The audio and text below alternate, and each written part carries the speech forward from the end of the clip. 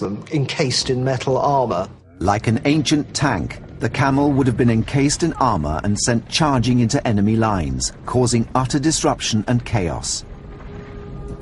But comparisons to the tank do not stop there. The camel could also be turned into a mobile gun unit.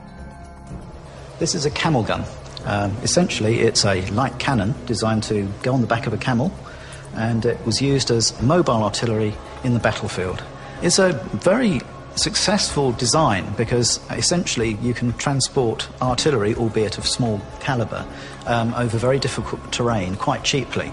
So it was a very effective means of bringing firepower to bear in portions of the world where such artillery wasn't expected. And it was an extremely effective tool once it had arrived on the battlefield. The Persian name for it is Zambarek, which means little wasp, which gives a very good indication of its battlefield role. Essentially, it was designed to harass and annoy the enemy, firing at them at a range where they couldn't actually respond. Ultimately, the camel's sheer size, coupled with the additions of guns and armour, made it into a twisted weapon in its own right. It became an integral part of the armies of the East, and would remain so until modern times. But the twisted ways the commanders of the ancient East used to attack their enemies meant the invention of weapons that defy the imagination. Next, ancient Indian martial artists and their terrifying arsenal of weapons. The vibrant fabric of Indian life contains a hidden thread of terrifying and brutal weapons. A throwing device that could sever a man's limb. A sword that history tells us killed 9 men in one attack. And a booby trap that could have inspired a Hollywood film. These are the twisted weapons of ancient India. There is a 16th century Indian text called the Akbarnama. These things are very often wonderfully illustrated with superb miniatures in extreme detail which show armour and weaponry and all the slightly, particularly in Mughal India, slightly bizarre weaponry that they tended to go in for. An illustration of a battle described in the Akbarnama clearly shows what looks like circular metal objects being used as weapons. What are these frisbee-like devices the warriors are using? Investigations point towards a weapon known as the chakra, an ancient Indian projectile.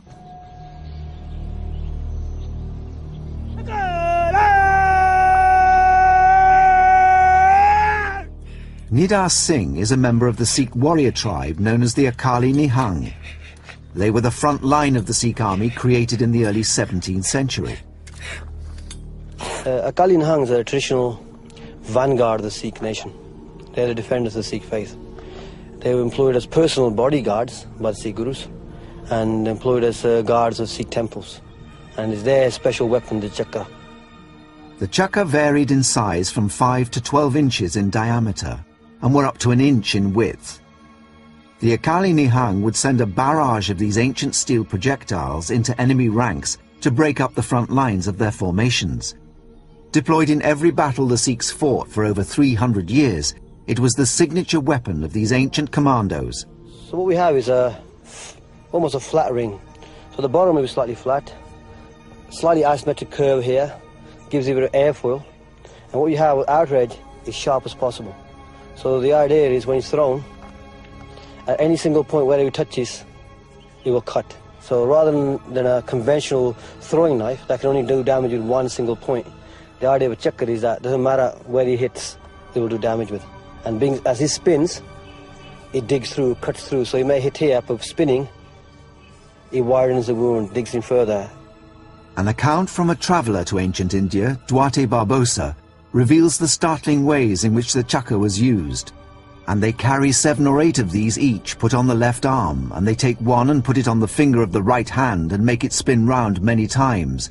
And so they hurl it at their enemies, and if they hit anyone on the arm or leg or neck, it cuts through all. Would it be possible for the chakra to actually sever a limb, as Barbosa wrote? In ancient times, the Sikhs would use sugarcane to test their weapons. Traditionally, they consider sugarcane to be the same consistency of bones. So even in Sikh rituals, where they do sacrifices and so on to the goddess Chandi. They employ sugar canes to represent limbs. To test the chakra, sugarcane will be used in keeping with the practices of the ancient Sikhs. Will the chakra be able to cut through a limb?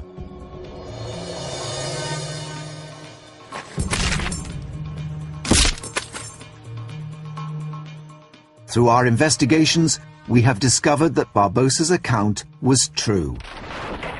The ancient Indian engineers created a weapon capable of slicing through a man's limb. But delving deeper into ancient texts, a shocking story can be found which seems to be too impossible to be true. How did a single warrior kill 9 people in only one attack using an ancient steel whip? In searching for answers, researchers have rediscovered a martial art that was lost to the world for centuries, Kalari Payattu. The birthplace of this ancient fighting technique is Kerala in southern India. Guru Dinashan has been practicing Kalari Payattu for over 30 years. He's one of the foremost experts in the world. The 3,000-year-old Kalari Payattu is considered to be the mother of all forms of martial arts across the world. This ancient martial art has an arsenal of weapons, but there's one that is unique. It's called the Urumi, a weapon made of flexible steel that is less than 1/10 of an inch thick, so it behaves more like a whip than a sword. The Urumi is made from the same kind of metal used to make clock springs. Usually this metal would be softened to suit the Urumi. It was widely used in ancient India not only by people settling personal differences, but also in official disputes where a warrior from either side would be chosen to battle it out in one-to-one combat. Generally, a sword can only kill a single person at once, whereas the Urumi can be used to attack a number of people at the same time. This was when the weapon was most useful, when a single warrior was forced to take on several opponents. A story from medieval India illustrates this perfectly. In 16th century Kerala, the Indian warrior Thacholi Othanan and the eldest brother of 9 from a local family squared up to settle a dispute. Armed with their urumis, they engaged in battle. Othanan soon realized he faced a superior foe. In ancient times, Kalari Payattu was used to resolve a difference of opinion. The fight lasts until either warrior dies. Othanan had no choice but to retreat if he was to escape with his life. But his pride was wounded. He had to avenge his honor. Attacking later under the cover of darkness, the ancient account tells us that he killed all 9 of the brothers with his Urumi. Could this be possible? Could the Urumi enable one man to kill 9 single-handedly?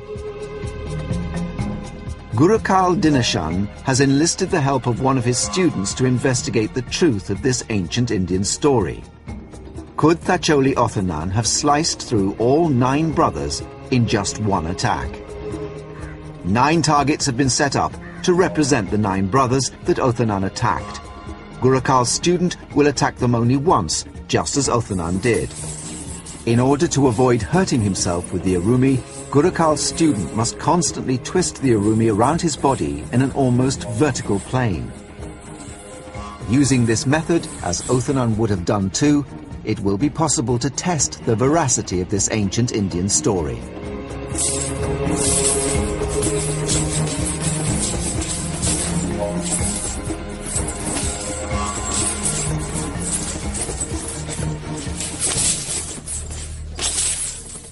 In only one attack with his Urumi, Gurukal's student has destroyed all 9 targets.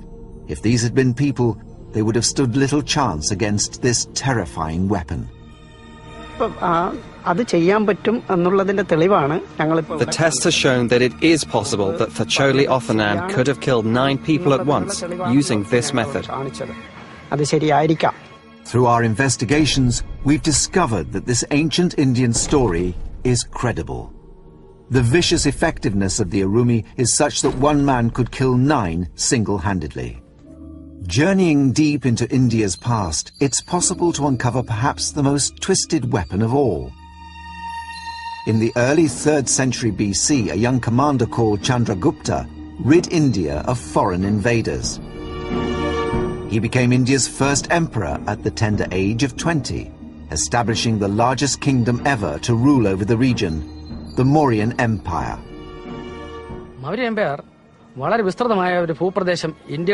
Mauryan Empire included a vast geographical area.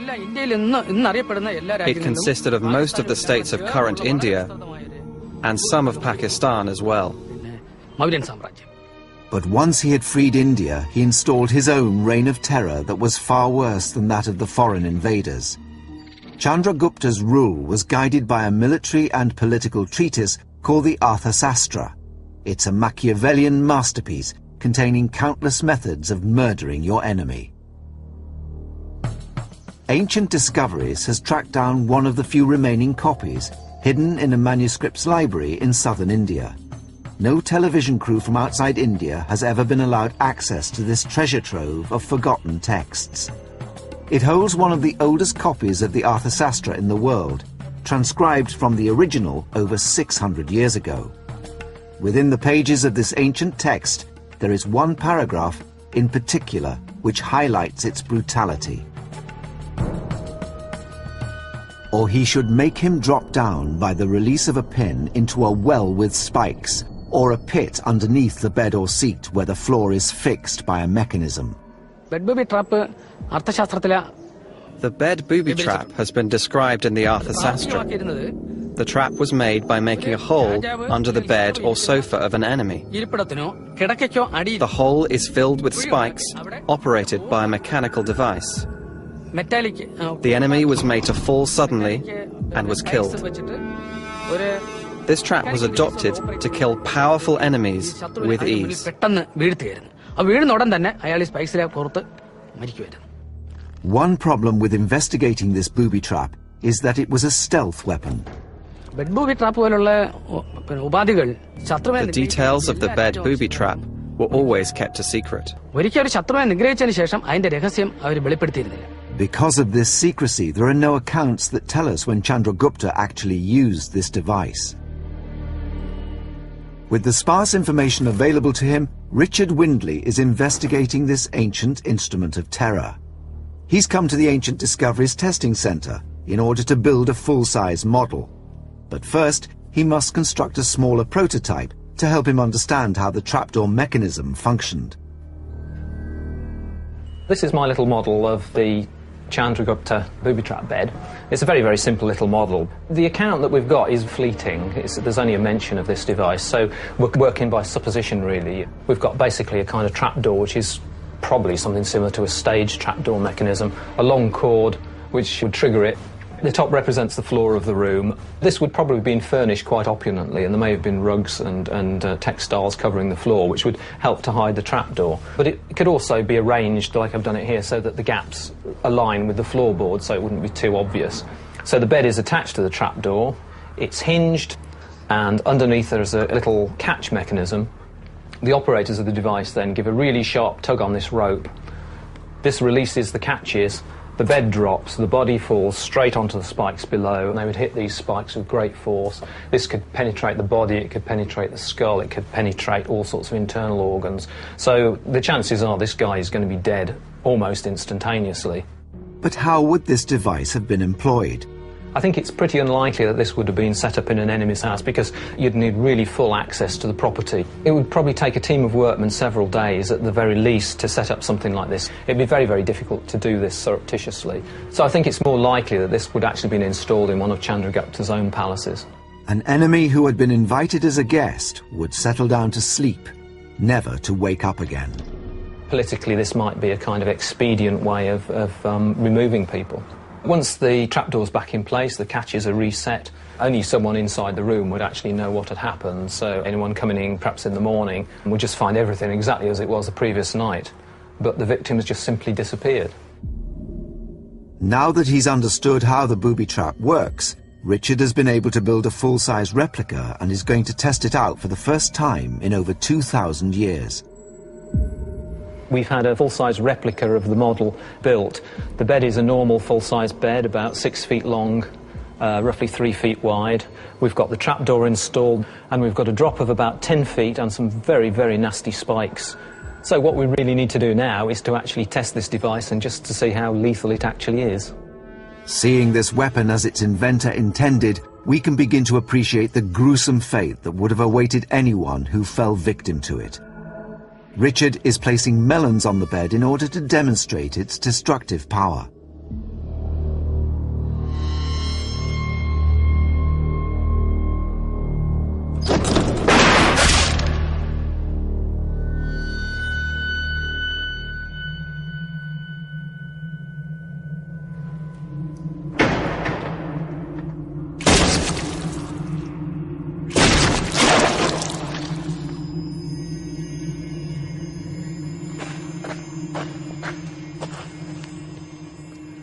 Well, really, you've only got to take a look at this horrendous mess here to imagine what this would do to a human body.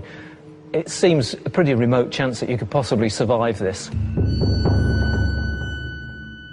It could easily impale the skull, the major organs, it could sever major arteries. You can imagine the limbs being impaled on it. It is absolutely horrible. It doesn't really bear thinking about.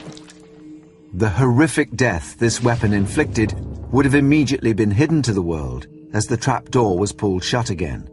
The carnage below the surface would be concealed and the body removed, ready for the next unfortunate enemy of this ancient Indian emperor. Even in a time that seems to us harsh and barbaric, a device like this seems excessive. This seems to be like the product really of a twisted mind. From the deserts of Arabia to the battlefields of ancient China, our investigations into the ancient East reveal a history of twisted and macabre weapons. As explorations into these forgotten corners of the world continue, what other twisted tools of terror lie waiting to be discovered?